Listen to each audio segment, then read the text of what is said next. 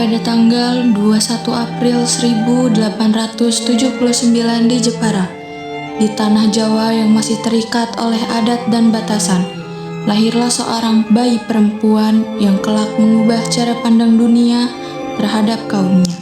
Anakku, semoga kelak engkau akan menjadi cahaya. Namanya Kartini. Di tengah kuatnya adat dan keterbatasan bagi perempuan pada masa itu, Kartini tumbuh dengan pikiran yang berbeda, penuh rasa ingin tahu, keberanian, dan harapan akan masa depan yang lebih baik.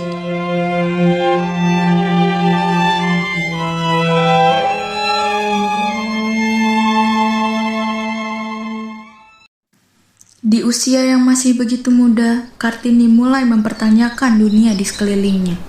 Sebuah dunia yang membatasi langkah perempuan hanya pada ruang dan peran tertentu. Ayah, kenapa perempuan tidak boleh bersekolah tinggi? Suatu hari nanti kamu bakal tahu nih. Suatu hari, Kartini yang telah beranjak dewasa kembali dihadapkan pada kenyataan yang membatasi langkahnya. Sembah bakti saya, Rama. Jika diperkenankan, saya ingin menyampaikan keinginan saya dengan kerendahan hati. Sampaikanlah nih apa yang mengganjal di hatimu. Jika diperkenankan, setelah tulisan ini, saya ingin melanjutkan sekolah Semarang, Rama. Nih, bukan hati Rama menghalangi niat kamu, tetapi kau tahu aturan kita selanjutnya ini, seorang perempuan harus menjalani masa sempitan. Ini demi menjaga kebudayaan yang sedang kita jaga. Sebentar dahulu, Rama. Saya mematuhi keputusan Rama. Nih, sudah waktunya kau di pinggir. Ini adat kita. Senika dahulu, Rama. Sejak saat itu, hidup Kartini berubah. Ia harus tinggal di rumah, terpisah dari dunia luar. Ibu, apakah ibu juga terasa sesak saat pintu pinggiran ini ditutup? Jauh Ayu, ibu adalah orang kecil, hidup ibu adalah pengabdian, dan ibu mengandung kamu menjadi putri sampai itu sudah dipanggil. Janganlah melawan arus jika tak ingin tenggelam. Saya tidak ingin melawan, Ibu. Saya hanya ingin berjalan beriringan. Saya ingin kaum perempuan dan ibu diangkat derajatnya. Untuk nih, doa ibu adalah untuk menyembuhkanmu. Biarlah hatimu terhadap Allah seluas samudera. Di balik dinding penyitan yang sunyi, hari-hari Kartini diisi dengan pena, kertas, dan pikiran yang tak pernah berhenti mencari jalan.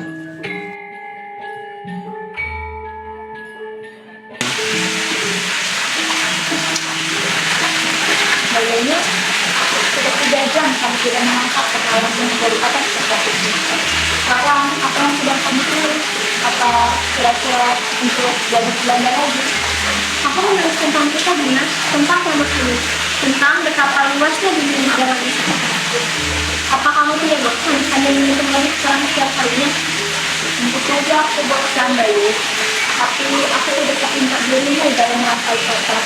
Aku hanya bisa membayangkan jika kita keluar dan mengajari para perempuan untuk membatik lebih baik dan tentang kita.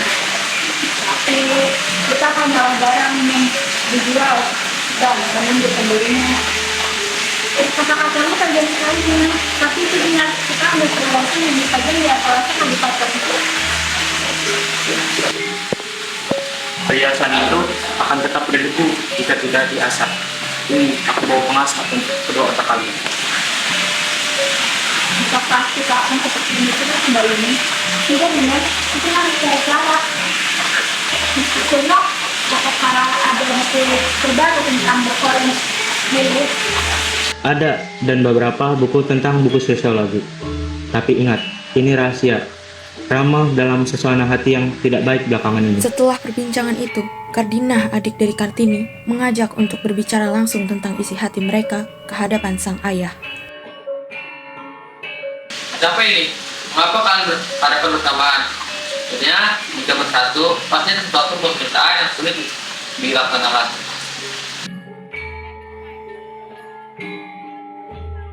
Sembah bakti, Rama. Kami datang kemari ingin menyampaikan isi hati. Mbak Yuni telah mengajarkan saya banyak ilmu. Dan kami rasa ilmu itu akan membusuk jika terlalu lama ditaruh di dalam kamar.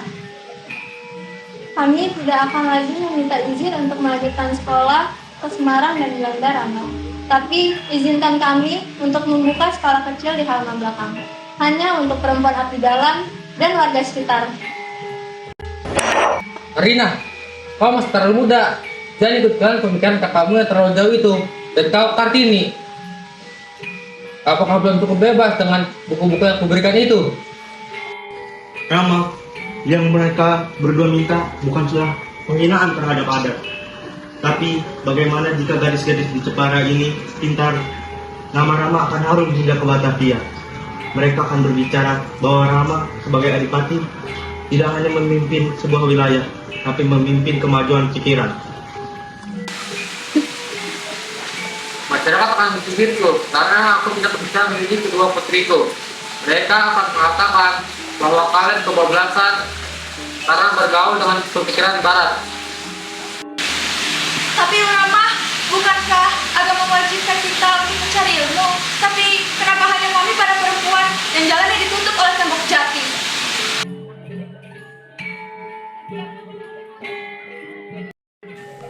Gusti Adipati, mohon ampun jika hamba yang hina ini ikut bicara.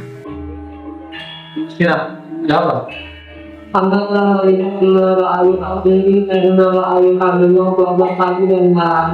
Mereka tetapi dari orang Belanda, mereka menjadikan jauh dari Muhammad Barat.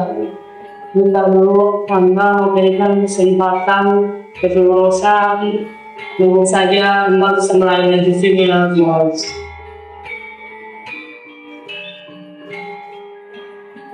Kalian bertiga benar-benar membuat kumiran pada zaman ya. Bukan menyerah pada zaman, Rama, tapi berjalan beriringan dengan zaman. Baiklah, dirikanlah sekolah itu. Tapi jangan lupakan tata kerama. Dan kau, Kartono, awasi adik-adikmu agar jangan lupa cara menyembah orang tua. Karena kebanyakan baca buku Belanda itu. Terima kasih, Rama. Terima kasih banyak. Kita berhasil. Mulai besok, anak-anak akan datang. Aku akan mengajari mereka tentang bagaimana cara menjaga kebersihan, juga menjaga kesehatan. Baik mengajari mereka membaca. Ini masih awal, Dina. Perjalanan kita masih sangat panjang. Dan mungkin kita tidak akan melihat hasil besarnya di waktu sekarang. Ingat kata-kataku. Ni, Dina. Alban Mendot, Mut Mitlef der Gersiden. Apapun yang kalian lakukan, lakukanlah dengan cinta. Karena itu adalah senjata yang paling ampuh untuk melawan ketidakadilan. Habis gelap, terbitlah terang. Dan fajar itu, hari ini, menyingsing dari Jepara. Tidak lama setelah itu, Kartini dipersunting oleh Bupati Rembang, Raden Adipati Joyodiningrat. Sempat terlintas kekhawatiran dalam hatinya, bahwa pernikahannya akan kembali membatasi langkahnya untuk mengajar dan berbagi ilmu. Namun, kenyataan berkata lain. Sang suami justru menjadi sosok yang mendukung dan membuka jalan bagi Kartini untuk terus berjuang mewujudkan cita-citanya bagi perempuan. Aku mengetahui isi hatimu. Apa yang kau perjuangkan, tidak akan aku halangi. Kanjeng, benarkah? Perempuan berilmu sepertimu bukan untuk dibungkam. Tidak lama setelah pernikahannya, Kartini dikaruniai seorang putra. Namun di tengah kebahagiaan itu, kondisi tubuhnya kian melemah. Ini, tetaplah bersama aku.